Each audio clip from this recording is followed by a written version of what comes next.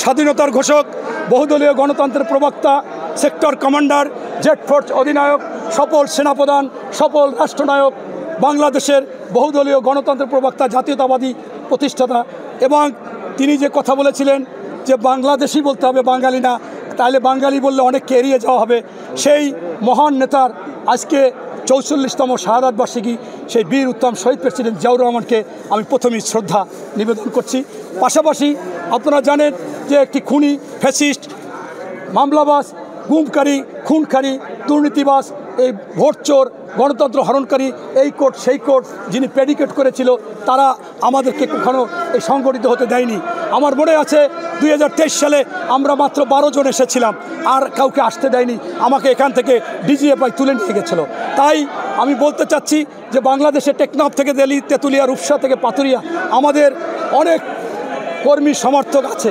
অনেকে প্রশ্ন করে এখন কেন এত লোক, আগে দেখি নাই কেন? ভাই, আপনি যদি আমার মতো গুলিবিদ্ধ হইতেন, পায়ে গুলি করতো, আপনি যদি আমার মতো 3 বার আয়নাঘরে যাইতেন, আপনি যদি আমার মতো মামলায় রিমান্ডের পর রিমান্ডে যাইতেন, তখন বুঝতেন যারা বাড়ি ছাড়া, ঘর ছাড়া, মামলা হামলা, বাড়ি কোথাও থাকতে পারে না, খাইতে পারে না, তারা তো গ্রেপ্তারের পেয়ারাই চলবে। যদি দেখে যে পুলিশ, তাহলে তো সেখানে আসবে না। তাই আজকে তারা স্বাধীনভাবে আসতে পারতেছে, তাদের মনের ভাব প্রকাশ করতেছে। ওই ফ্যাসিস্ট তার কৌশলী ছিল গুম খুন করে, আপনার নির্যাতন করে, পুলিশ দিয়ে গ্রেপ্তার করে আপনার ভাষা, আপনার গণতন্ত্র, আপনার বাক স্বাধীনতাকে হরণ করেছিল। এটা শুরু শেখ হাসিনাই করে নাই, শেখ মুজিবুর রহমান বাকশাল কায়েম করেছিল, গণতন্ত্র হরণ করেছিল। সেই সময় আপনারা দেখেছেন মাত্র 4টে পত্রিকা সরকারি রেখে, একটা দল রেখে সবকে বিলুপ্ত করেছিলেন। তাই আজকে আমাদের জিয়ার আদর্শে যদি আমরা চলতে পারি, আপনি জানেন যে জিয়াউর রহমান ছিল একজন নিঃস্বার্থ, পরোপকারী, এবং আপনার কোনো সময় এই তার দলের প্রতি দলীয়তন্ত্রহীন ছিলেন, পরিবারতন্ত্রহীন ছিলেন, এবং তিনি নিঃস্বার্থপর ছিলেন। তার একেবারে দেখেছেন যে তিনি যখন পৃথিবীতে তো অনেক রাষ্ট্রপ্রধান নিহত হয়েছে, শেখ মুজিবুর রহমানও নিহত হয়েছে, পাকিস্তানও হয়েছে, কাউকে কিন্তু শহীদ বলে না। জিয়াউর রহমান যেদিন নিহত হয়েছে, সাথে সাথে বাংলাদেশ সহ সারা বিশ্বে বলে বীর শহীদ প্রেসিডেন্ট জিয়াউর রহমান। এটা আল্লাহ প্রদত্ত করেছে, ওনার দ্বারা মহান আল্লাহ তাআলা সেই মুসলমানরা যেখানে রোজ কিয়ামতের দিন উজ্জীবিত হবে, বিচার হবে, শেষ বিচার, সেইখানে উনি বাদশাহ তখন কিছু দিতে চেয়েছিল, উনি বলছে আমার দেশ থেকে লোক নেন, আমি নিতে চাই না।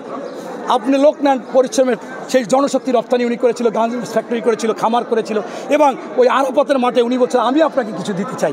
উনি অবাক হয়ে গেছে, গরিব দেশ কি দিবে? বললো কী দিবেন আপনি? কয় আমি কিছু গাছ দেবো।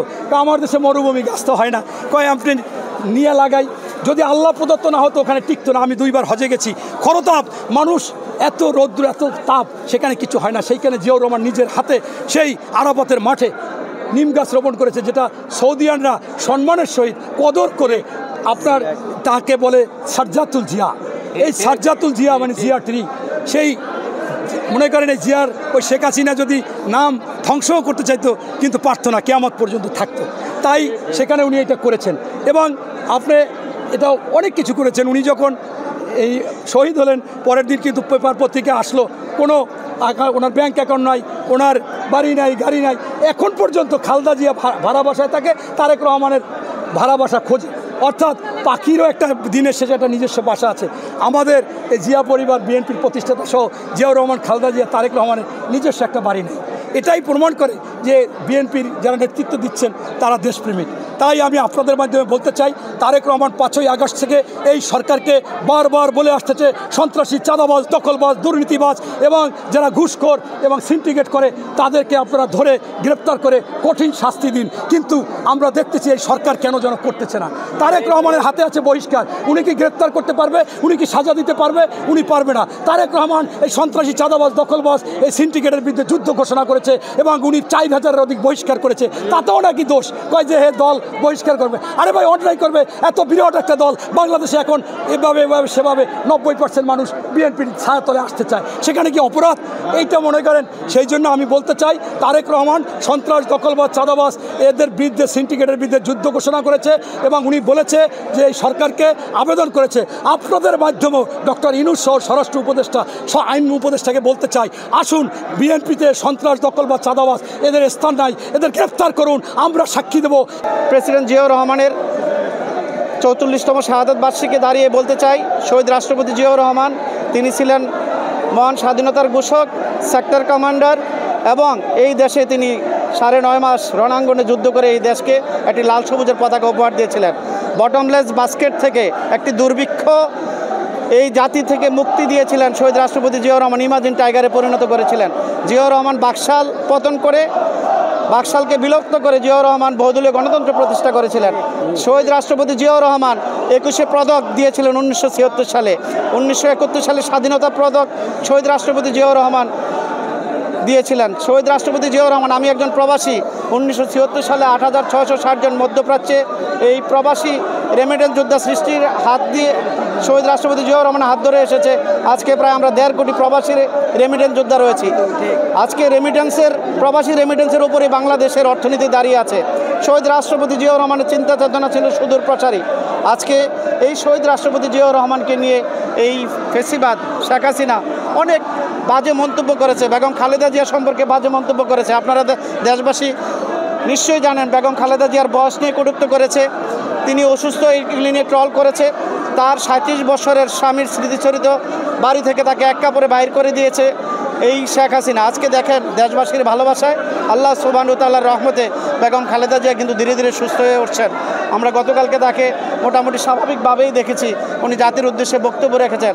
আমরা মনে প্রাণে বিশ্বাস করি বাংলাদেশ জাতীয়তাবাদী দল হচ্ছে বাংলাদেশের সর্ববৃহৎ এবং সর্বশ্রেষ্ঠ একটি রাজনৈতিক দল। তাই এই বাংলাদেশের হাতেই এই দেশের স্বাধীনতা এবং সার্বভৌমত্ব নিরাপদ। জিয়া পরিবারের হাতেই দেশের স্বাধীনতা এবং সার্বভৌমত্ব নিরাপদ। জিয়া পরিবারকে হুমকি ধমকি দিয়ে এই 1-11 বা আপনার এনসিপির মতো দল দামিয়ে রাখতে পারবে না। ওরা বোকার স্বর্গে বসবাস করে। শহীদ রাষ্ট্রপতি জিয়াউর রহমান মানুষের, লক্ষ কোটি মানুষের হৃদয়ের স্পন্দন।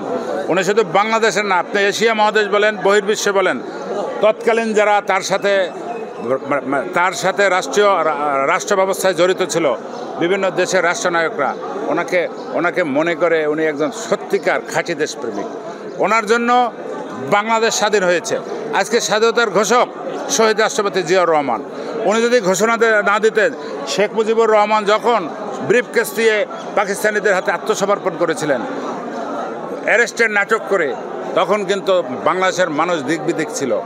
তখন আমাদের প্রাণপ্রিয় নেতা শহীদ রাষ্ট্রপতি জিয়াউর রহমান চট্টগ্রাম কালুরঘাট বেতার কেন্দ্র থেকে স্বাধীনতার সুস্পষ্ট ঘোষণা দিয়েছেন। এবং তার ঘোষণার পরে বাংলাদেশের কৃষক, শ্রমিক, আবাল, বৃদ্ধ, বনিতা, ছাত্র জনতা বাংলাদেশের রাজপথকে দখল করেছে এবং পাকিস্তানি হানাদারদের বিরুদ্ধে সংগ্রাম করেছে, ঐক্যবদ্ধভাবে মাঠে ঝাঁপিয়ে পড়েছে, যুদ্ধ করেছে। নিউ ইয়র্ক থেকে সম্প্রচারিত TVN 24 টেলিভিশন বিশ্বজুড়ে বাঙালির কণ্ঠস্বর।